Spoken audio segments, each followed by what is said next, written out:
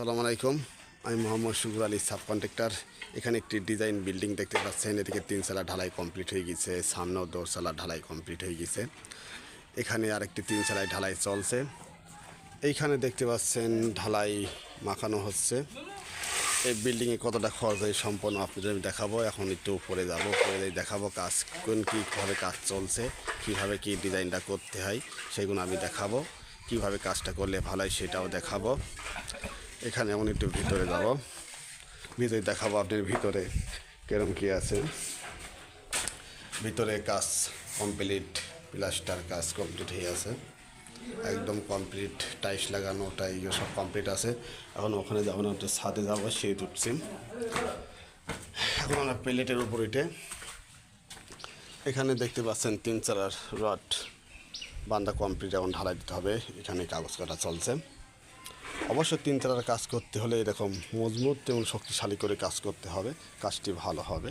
এখানে এই 3 চালার ঢালাই কমপ্লিট আছে, আপনারা দেখতে পাচ্ছেন। আমি উপরে ছাদের উপরে যাব, উপরে দেখবো কী কী কাম আমরা করেছি, কী কাম করছি। এখানে দেখতে পাচ্ছেন একটি টেবিল। এই টেবিলটা এখানে ঢালাই হবে। 2 ইঞ্চি কি 3 ইঞ্চি একটি ঢালাই দেওয়ার পরে এখানে টাইল দিয়ে রড বের করা আছে, দেখতে পাচ্ছেন।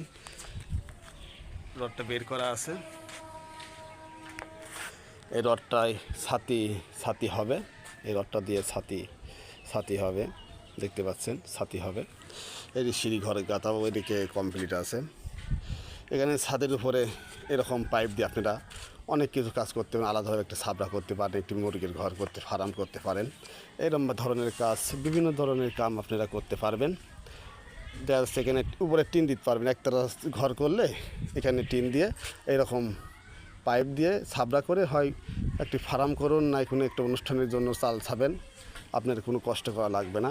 এরকম ছাদের উপরে ঢালার উপরে এরকম রড আগেতে দিয়ে রেখে ঢালার সময় দিয়ে এভাবে পাইপ দিয়ে, এখানে 8টা পাইপ দিয়ে আছে, 1টা 2টো 3ডি 4ডি, আর এই সাইডে আছে 4ডি আছে, পাইপ দিয়ে আছে 4ডি।